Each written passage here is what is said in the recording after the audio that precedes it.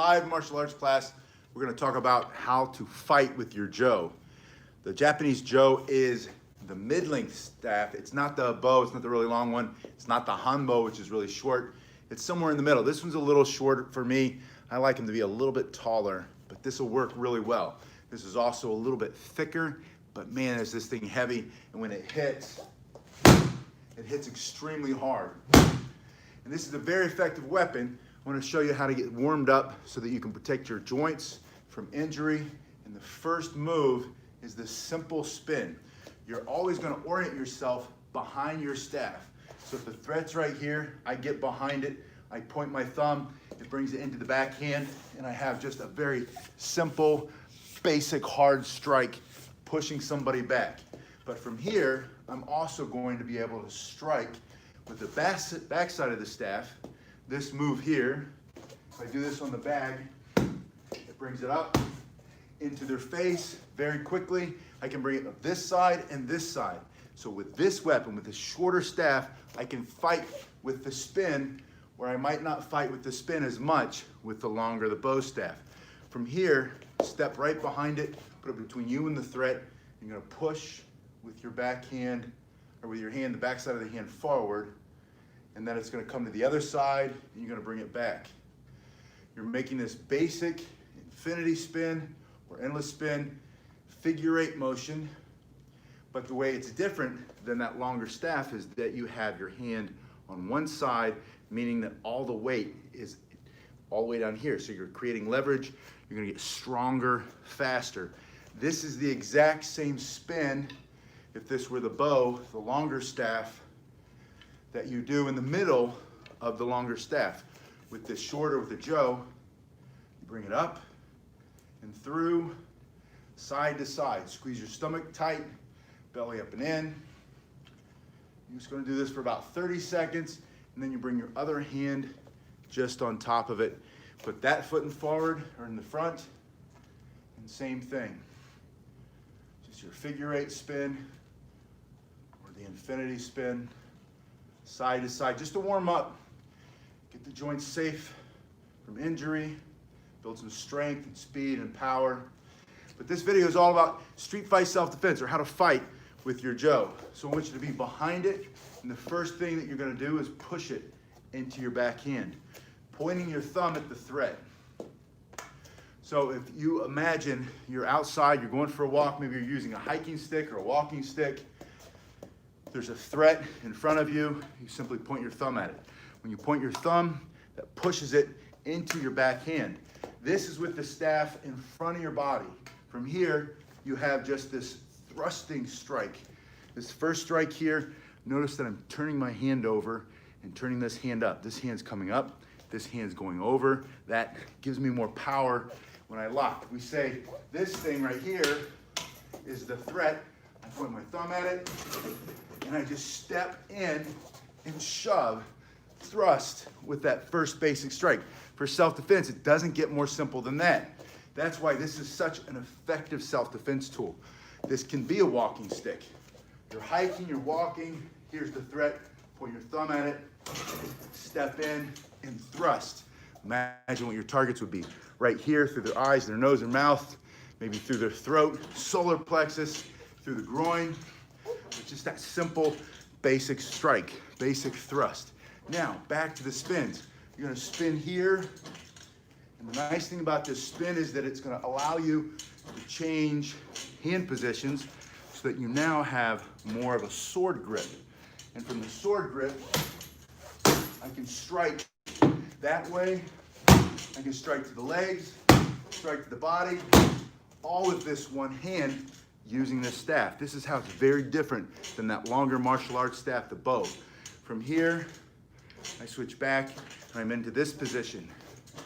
And we know from here, I can bring it up, push, strike, strike on the other side, thrust, all from this grip here. But I want you to learn how to go from here into the spin, and when it comes back to the same side of the body, it's gonna go down, your hand turns, your thumb and your finger open. It's gonna come here between those first two fingers. You're gonna take it here in this grip. See if we can do that from the side. There it is. See how my hand kind of, this is a heavy staff. It's good to show with a heavy staff. That way you can see the move. So I'm here to here. One more time, from here. And then I go into this grip. From this grip, it's a very simple, powerful move. I can hit extremely hard, either with one hand or striking with two hands. Now let's go back to the spin. So you're spinning here, spin it into this position, and then continue to spin the figure eight. It's one circle on one side, one circle over here. See if you can see what my hand is doing. I'm literally just carving that sideways figure eight, or the infinity sign. So when I'm here, when I start in this position, I'm behind my staff, I bring it up. When I bring it to the same side, this is my left hand. When I bring it to the left side, I do that change in the grip. Let me show you closer. Maybe it'll work better over here. Now I'm in this positive grip. I continue striking and striking. That spin, and then when I want to change back, I go down on the same side. My palm faces the sky. My first two fingers split. I push with my thumb.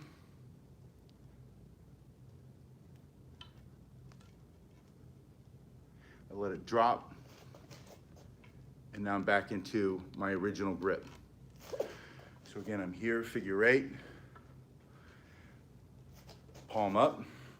First two fingers split. My thumb is holding it on the other side. From here, I let it go through, grab it with the thumb, start to pull as I continue to push my hand up. And now I'm in the positive grip. We're fighting with the Jo. The Japanese Jo is that shorter staff. It has a lot more moves that you can do, a lot more flexibility, a lot more intimate, close striking, things that you can do that you cannot do with the bow staff, the longer staff. So we're working on how to fight with the Jo. Warming up, standing behind it, going into your figure eight spin. I want you to be able to change grips. Changing the grip with the Jo staff is extremely important. It's a big part of this weapon. From here, you're continuing to spin to get back, change back with that spin. We'll come back to that. So from here, I get behind my staff. I can point my thumb at the target, and then I have that first thrust.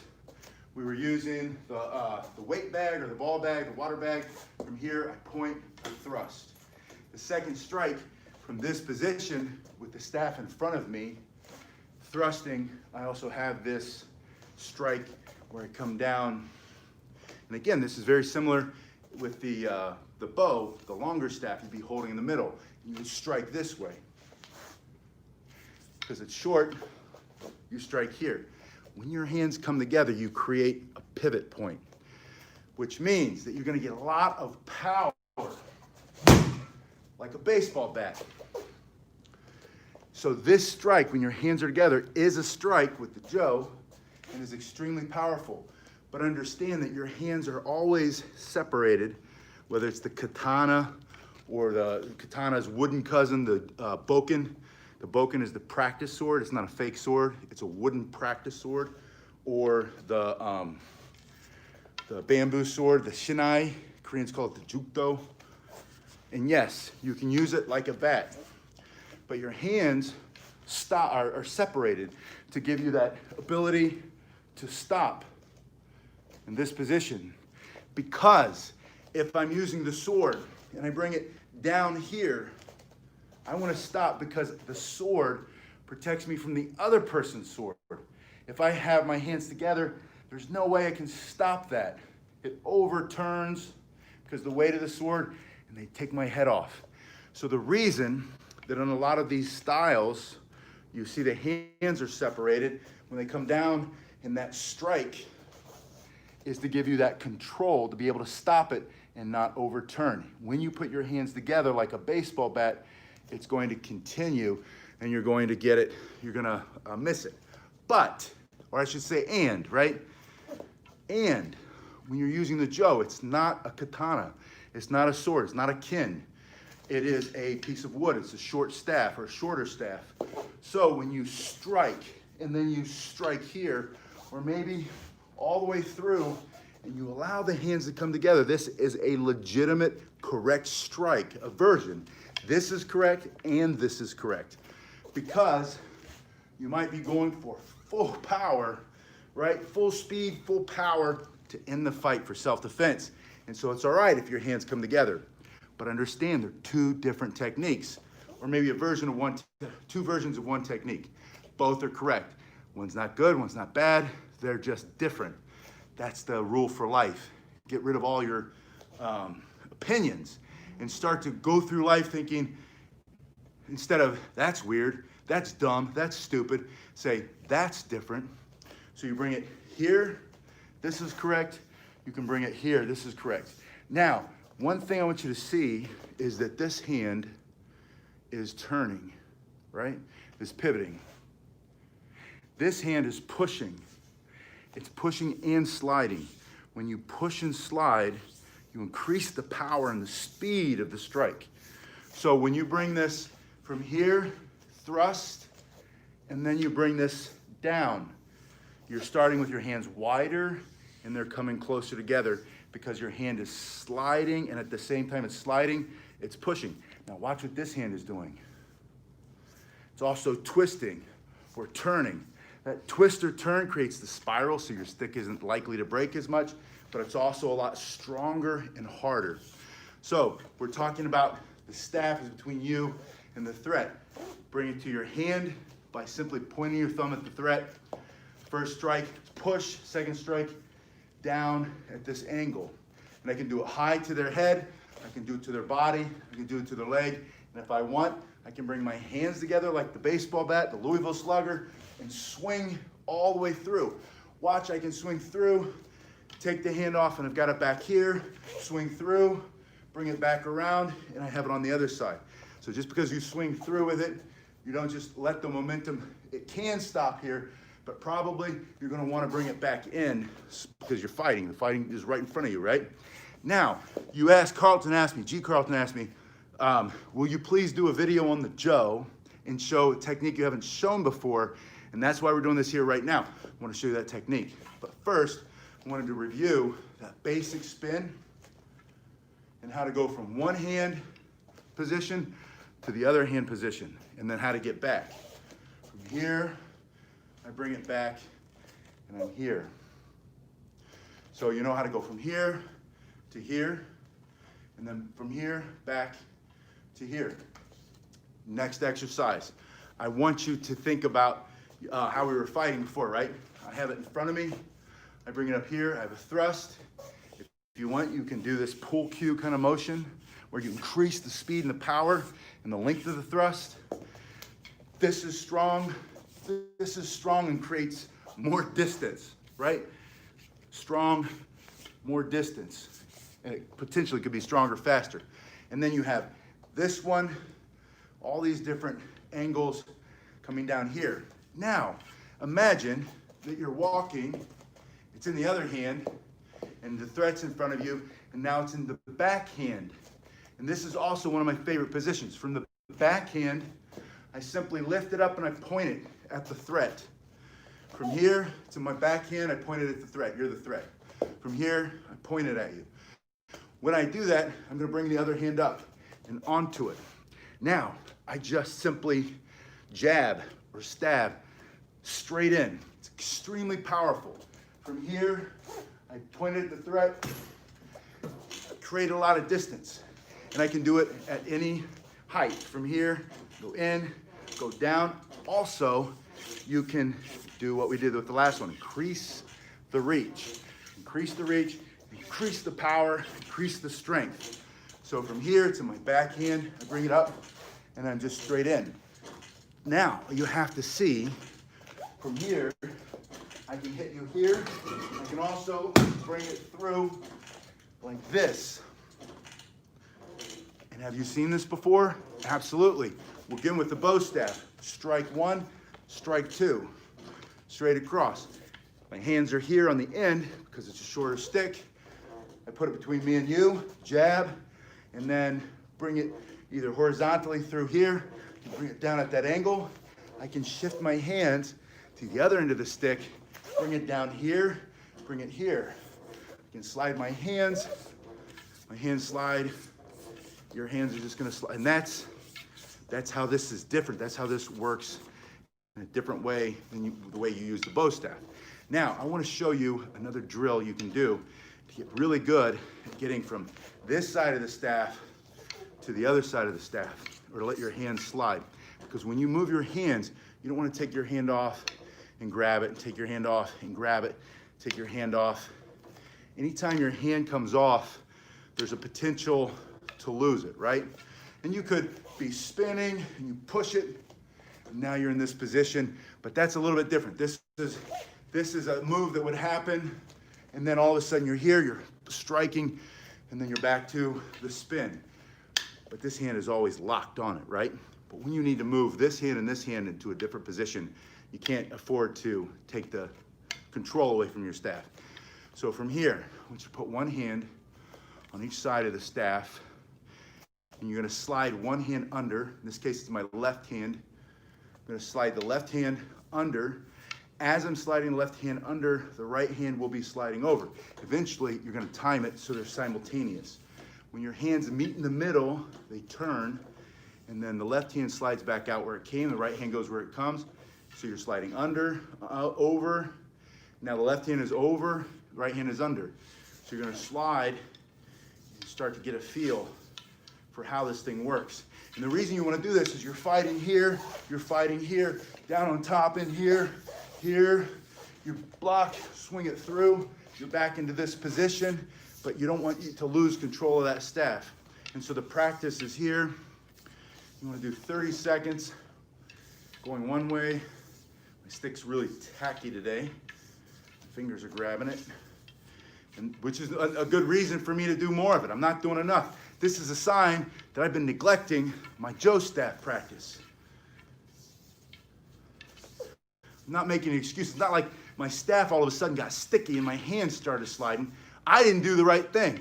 I stopped practicing enough so that this would not become an issue for me anymore.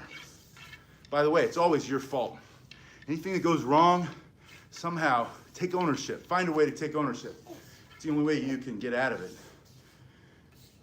As soon as you start blaming somebody else, become that victim, man, you are done. As they say down here in South Florida, you're done, son. Anybody watch that show? There's a new show called Guardians of the Glades. I watch it with the kids. These guys go in and they're catching these giant pythons with their hands. Everyone's like to bite them. And I think, what a great way to spend the day.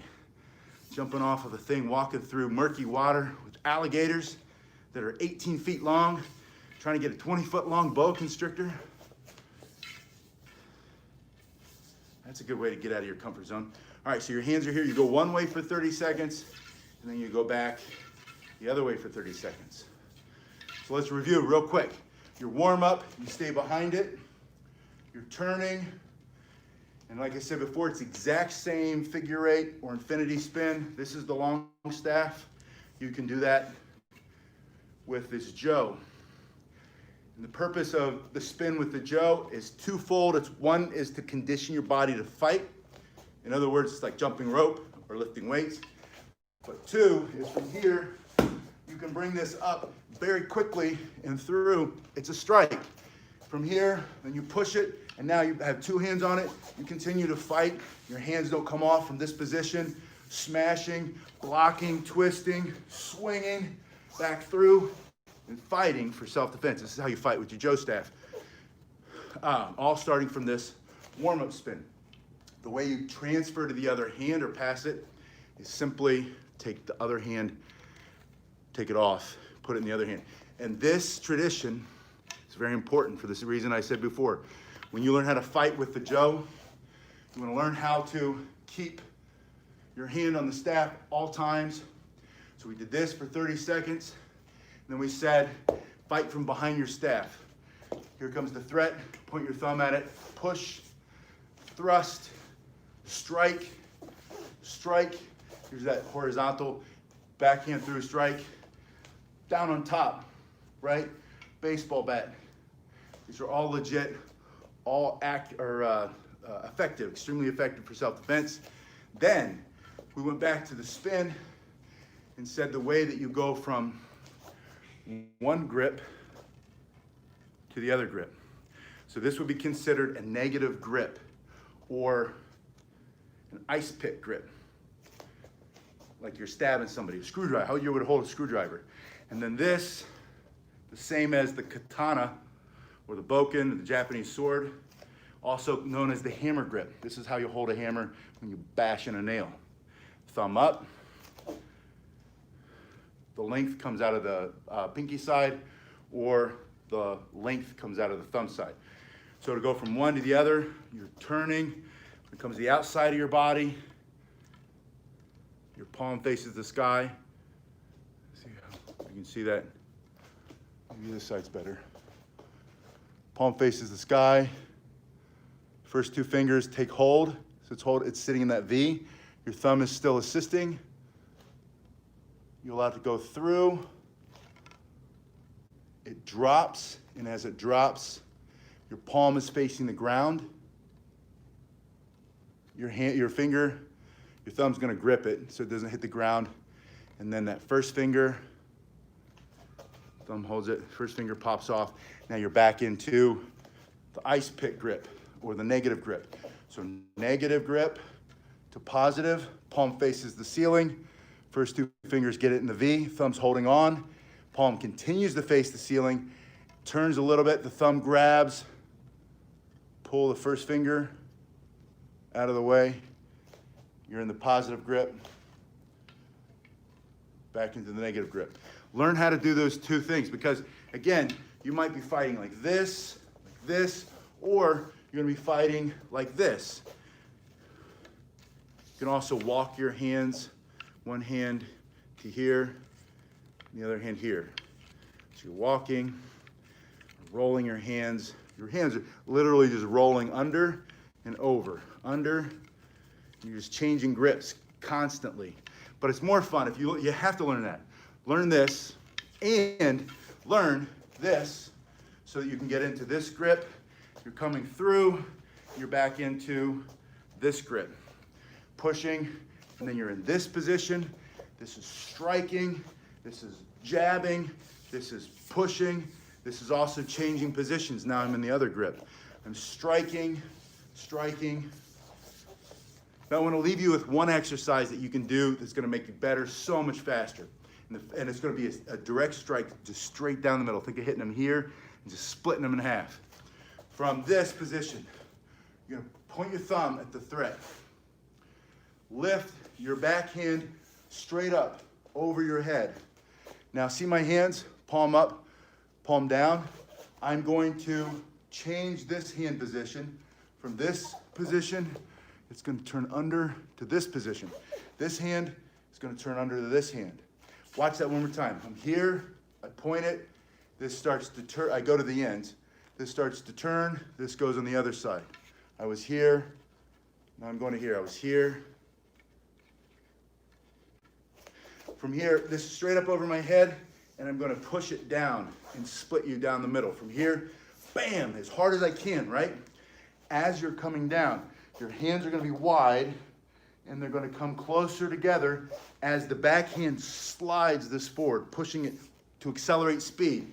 So I can really smash your brains out for self-defense. Then, slide it all the way to the ends again. Change your hand position. Bring the backhand straight up in the air. Strike. Bring it back, up, and strike. From here to here. 1, 2. Stomach up and in, abs tight. You're slicing down the middle. You want to make sure you're right in the middle. And every time this hand comes straight up. Now, if you've ever been a swimmer, you know that you don't want your hands to come forward when you swim like this. You want this to come in this straight line. And lift this up and reach. To become an efficient, fast, powerful swimmer, you've got to get this close to your body, right? Same is true with this strike. You don't want it to be way out here. This is a strike though. You can be bringing this angle in. This is correct. But when you want this, when you bring it up, instead of bringing your arm out here and then forward, out here and then forward, this straight up, much faster. And in fact, you can stand next to a wall so that you can make sure that when you're doing this side, you're not popping that elbow or that chicken wing out. Don't chicken wing it. You want to bring it from here as straight as you can up. See how I'm doing that? Up, up, as opposed to this. This is going to feel easier. Always do what feels harder. That's a rule in life, right? For the most part. From here to here. Challenge yourself to grow. Then, once you have that motion down, you want to do that for 30 to 60 seconds per side. Then turn and do it this way. Do it behind you. Do it to one side. Imagine there's a person coming here. Imagine someone's coming here. Notice that my head turns first to go this way. My head turns first to go this way. Always turn your head first. Strike, strike, strike, strike. And if you want, you can go front, back, side, back. 1, 2. It's 4 directions. 1, 2, 3, 4. But what it really is, and this is, it's not really complicated, but you have to think about it a little bit.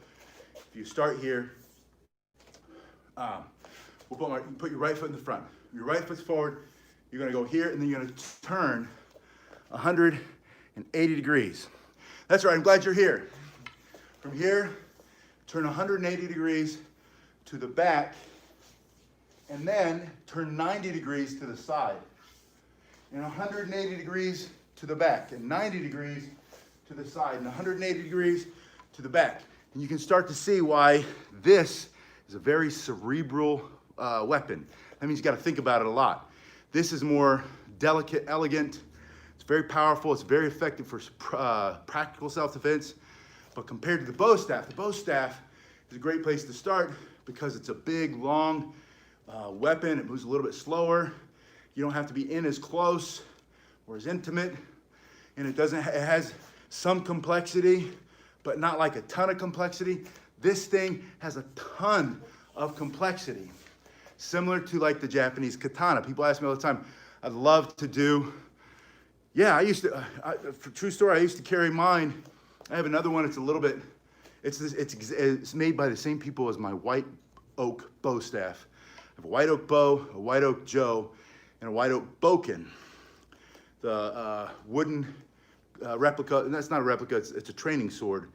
When you learn how to do sword fighting in a sword school, you learn with a boken, a wooden sword, as opposed to a live blade metal sword where if you make mistakes, you're done. You're not practicing anymore. If you make a mistake and they cut you in half, you die. So you use the wooden sword. Like The Last Samurai with Tom Cruise, and they're fighting with that wooden sword. And I think there was also a movie with Scott Adkins. Anybody see it? Where he fights staff against, there've been a couple against, I think, staff against sword. I've never really seen the movies, but I see like clips of it all the time, right? But anyway, the point is, this is a very intricate, delicate, interesting weapon that has all these fancy moves. And fancy not as in like whatever, or fancy not as in like esoteric doesn't work, but fancy as in you can get really close to somebody. But it starts simple. Like every other weapon, it starts as simple as stand behind it. Here comes the threat. You imagine that, because you've been paying attention, situation awareness, and you looked around and you saw this person coming closer and closer. You don't feel comfortable. You don't want to be like, hey man, back up, I'm going to hit you with my stick. So you simply start to become more aware. You keep the stick between you and that person, that threat. Threat's right here. And you say, you're getting too close, back up. Then if you have to, you simply point your thumb at it, at the threat. And then if they're too close, immediately, because now if I point this threat at you, you've got to get around it, right? And if you're trying to, if I'm just standing here, my hand's here, like, what's up, buddy? Bam! And they bust you in the face, they stab you 12 times, or they grab your neck. It's harder to get out of that, right? But if you're here and you don't feel safe, and you take it on the streets, it's a walking stick. It's literally a walking stick. And you can walk around with it, you lean on it, but then you have just a little bit more protection. If there's a wild animal, like a savage pit bull, running around hurting people, whatever it is, you have a little bit more protection, and then you point your thumb at it. You create distance immediately. You can strike here. You can slide your hands the other side, strike here. You can bring it forward, strike him in the legs, or maybe it's that pack of animals, right? It's really effective for multiple attackers. From here, if it's in your backhand, you get caught off guard, you just bring it up, point it at him.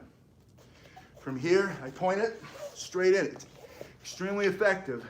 Strike here, increase the distance between you and the threat. Bring this through here.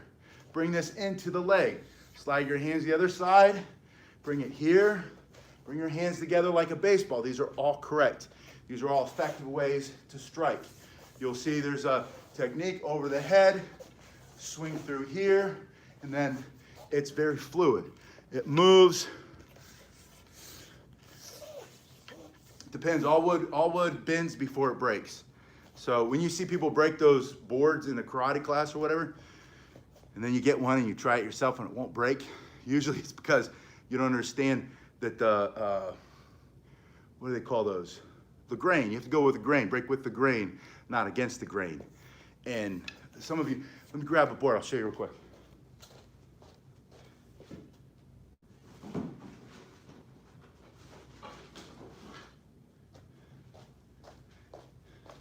Now this is the smaller version. This is, you can see that's about 1 inch thick. And they make these now in Korea. They use, they recycle, they repurpose. They're making all kinds of furniture, like shelves and stuff. And then they have remnants left over. So then they have a robot cut it so that and then they glue it together. And it actually becomes more consistent than the old style where you would, yeah. Hickory is a great weapon, or a great wood. Any wood that stays young, even when it's cut, which means oils. Any wood that you either oil with like mineral oil or tung oil, or there's all kinds of oils that you use on wood, right? Just Google it. I can't think of the one that I use. The one I use the most is the oil from my hand. So if you're using your staff every single day and it's not extremely dry, then the oil from your hand will penetrate and keep your staff pretty young. So, and that's why I've had those white oak staffs. Not only are they made extremely well, but I've had them for 30 years now, and but I use them every single day. And this one is a new one, and the finish is still on it, but just little by little, because my hands are rough, my hands will start to wear that off, and then the wood will be exposed, and then my oils from my hand will start to sink in. You can also get there faster, take a piece of sandpaper, sand the finish that comes from the factory, and then start to oil it up yourself. But you don't need a lot of oil, just a little bit to feed the wood. The wood's thirsty, and the wood needs, and you'll know that. If you ever find a piece of wood that's just been sitting around forever, they break very easily. But they also do things like they soak these in water to make them straight, and they kiln dry them. They get them really hot, they put a lot of pressure on them, and that's why these are so much stronger. This one I could probably break though, just because it's a thick piece of wood, but it's not like one of the handmade super nice ones. The other ones are not gonna break. That's why I like to start with a rattan. If you need to get a good one to start with, get rattan. And even a Joe. A Joe usually is you're not gonna find any made of rattan, but you can buy rattan and cut it down. The best way to start with a Joe is really that broomstick, because almost all broomsticks, they're about this long. You cut the broom off, and then it's about the perfect height. So the Joe is actually probably the best one made out of a broomstick. But this is the wood. This is what I was telling you. You asked me about breaking the wood. But see the grains? If you hold it here and you try to punch it this way, it's going to splinter if it breaks. If you look here from the side, you can see it starts to bend. a little bit. And this one is pretty good. Yeah, Oak Joes are the best. Hickory's good, but I think hickory's a little bit lighter. I like oak because it's a little heavier. This here, so what's gonna happen, and I'll show you, try one finger. No, wrong finger. Wrong, up. Had to use a thumb on that one. But you can see how that splinters. And so what's happening is it's gonna bend, and then, let's see if I can break this. It's not breaking without a lot of force. It's gonna bend and then it pops. So bend, and then when they don't break, like this finger and my fingers are fine, it's gonna hurt for like 30 seconds, it goes away. But when it doesn't break, all the force from that goes forward and it pops back in. That's how people get hurt when they try to break things and they don't break, because they bend and then they pop back into your hand. So if you ever have to break something, make sure, boom, and you know how I did that like this first time? Don't do it like that. Don't just play around. I know I can because I'm not gonna break anything. I've done it for so long. But don't just get stuff. If you're gonna hit something, make sure you have a full commitment. There it is. I had to use my secret knuckle. That knuckle there sticks out more than the other ones. And it's all like calcified and nasty. Yeah, you gotta commit, just like for self-defense. But it's also hard when you hold a smaller piece. If you break wood, you know what I mean? But these are not super duper thick boards, but it's still fun from time to time. It's a good challenge, a good test. But does it help you on the street? No. Does it help build confidence so that you can continue to go and you can understand what that full commitment feels like? Yes. So there's a value there? Absolutely. Does it mean you're a bad dude if you can break a board? Absolutely not. That means you just have one small piece. It's all in here anyway, right? You don't have that mental commitment. And then some people think you have to be fearless. You're never gonna be fearless. You're always gonna fear. You have to learn how to have the fear and fight anyway. And whether that's with staff or weapon or with your hands, it's all the same. All right, I will see you guys on the next one. I'm not sure what the next one is. I think either the cane or the collie sticks. So somebody's been asking me for like a throw and catch with the nunchuck, so maybe that's next. We'll see. My brain's a little foggy today because I need to eat, and I've been eating chicken and broccoli trying to lean out. Man, that's a hard way to go. I think I need to eat a cookie, and then I'll do another one. I'll see you guys in the next